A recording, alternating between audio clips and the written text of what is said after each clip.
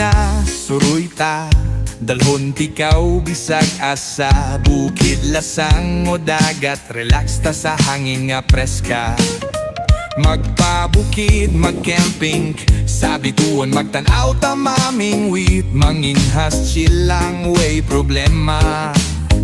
Ayaw sige huna-huna sa imong mga kasakit, ibutang sa hangin pa